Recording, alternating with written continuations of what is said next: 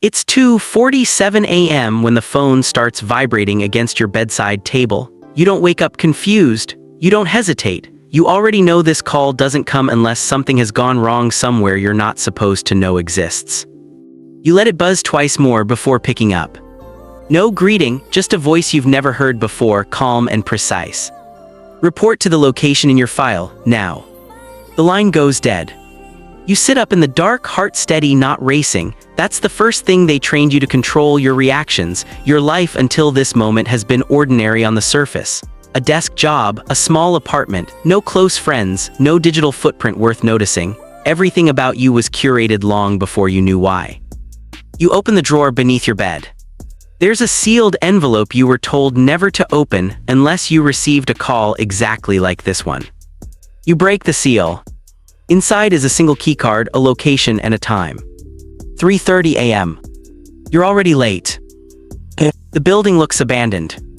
Concrete walls stained by time, no signage, no lights except a single flickering bulb above a steel door. It doesn't feel like the start of something important. It feels like the end of something you don't understand yet.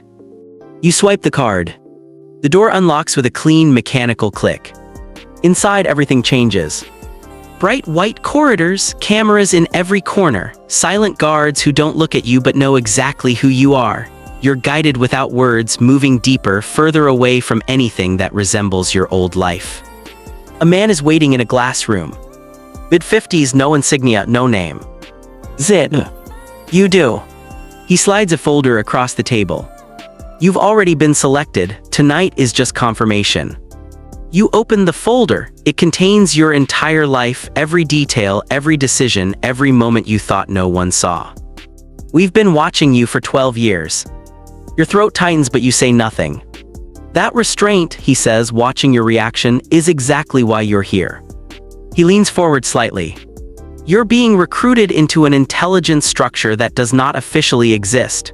No name, no oversight, no recognition. You absorb the words slowly.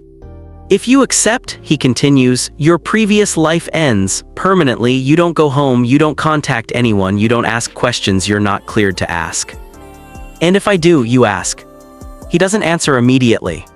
Then quietly, you already did. Level 1 begins without ceremony. No badge, no title. Just instructions. You are not an agent, not yet, you are an observer. For the next 90 days, you learn how to disappear. Not physically, digitally, emotionally, systematically. They strip your habits apart piece by piece. The way you walk, the way you speak, the micro-expressions you don't even realize you make, every weakness is identified, every reaction is mapped. You're taught to sit in a room for hours without moving, to maintain eye contact without aggression, to lie without hesitation. They show you surveillance footage of people you've never met. Tell me who's dangerous. At first you guess. You're wrong. Again and again. But slowly patterns start to emerge. The hesitation before movement, the shift in posture, the absence of fear where fear should exist. You start seeing things most people miss. That's when they move you forward. Level 2. Now you're useful. You're assigned your first controlled operation. Low risk, high observation. You're placed in a foreign city with a simple task, track a target without being detected. No backup. No direct contact. If you're compromised, you're on your own. The target doesn't look like a threat. That's the point. You follow from a distance, blending into crowds, adjusting pace, never too close, never too far. Hours turn into days. You start noticing routines. Coffee at 8:10. Same corner table. Phone always face down. You report everything. Then the instruction changes. Make contact. Your pulse shifts slightly. This is the line. You approach naturally, casual, controlled. You speak. They respond. Normal conversation. But beneath it, something else is happening.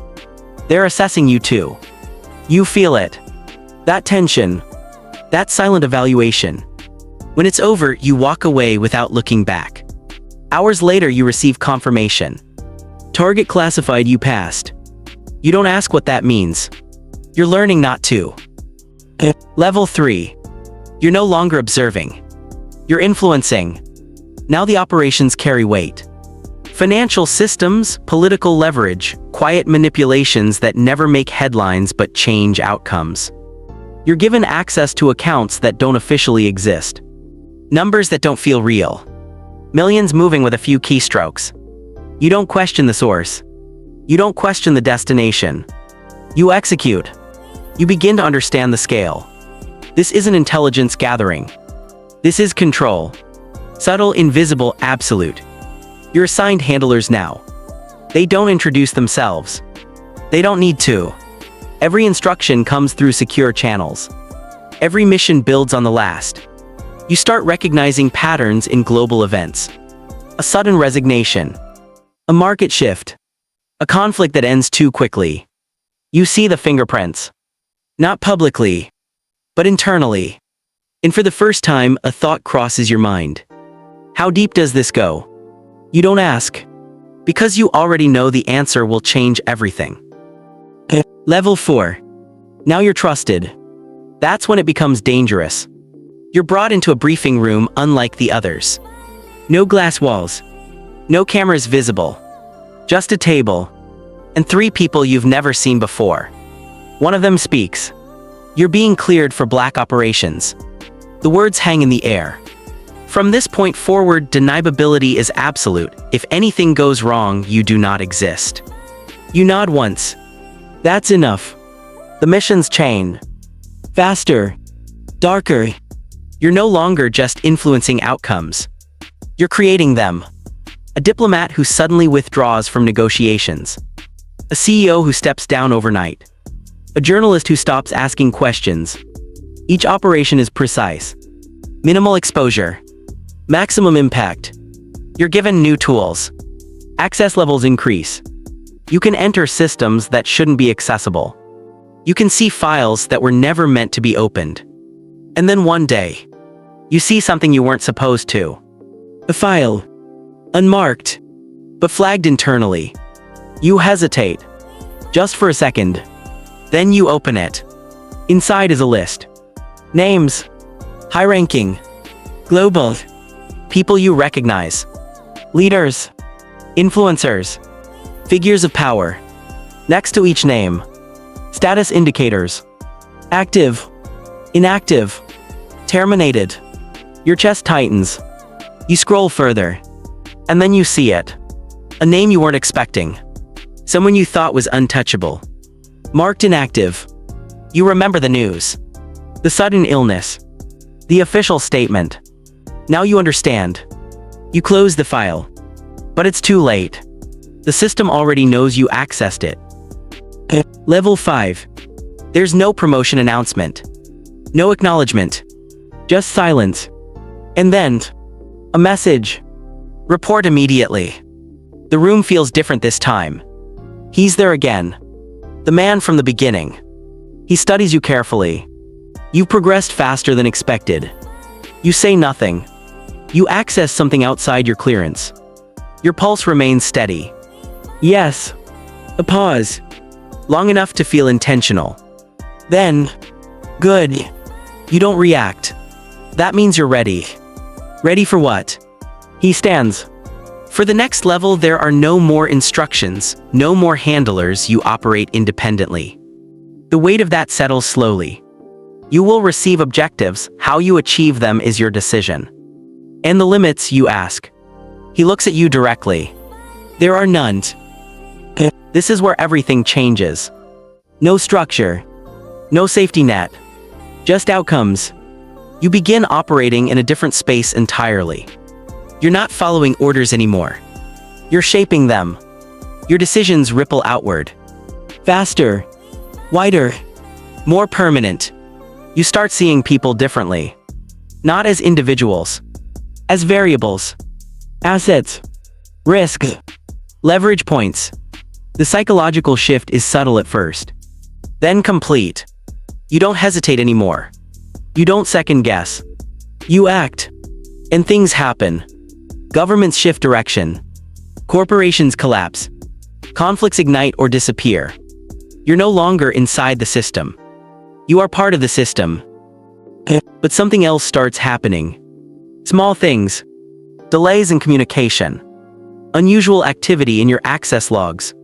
Files that disappear after you open them. At first you ignore it. Then it becomes impossible to ignore. You're being watched. Not monitored. Observed. Evaluated. The same way you used to observe others. The realization settles in slowly. There's another level. Above you. Always has been. You try to trace it. Carefully. Quietly. But every path leads nowhere. Dead ends. Loopbacks. False signals. It's designed that way. Then one night, you receive a message with no origin. No encryption signature. Just text. You're asking the wrong questions. Your hands pause above the screen. This shouldn't be possible. You reply anyway. Then what should I be asking? The response comes instantly. Why you were really chosen? That question stays with you. Through every operation. Every decision. Every consequence. You start reviewing your past. Not just what you did, but what you didn't do. The patterns. The restraint. The control. You weren't selected for your skills. You were selected for your limits. Or the lack of them. Another message arrives days later. Next objective, stand down. You read it twice. Stand down. That's never happened before. No explanation. No details. Just silence after. You wait. Hours. Then days. Nothing. For the first time since this began. You have no instructions. No direction. No purpose. And that's when it hits you. This isn't a pause. It's a test. Because in this system, the moment you stop acting, you become the variable. And variables get removed.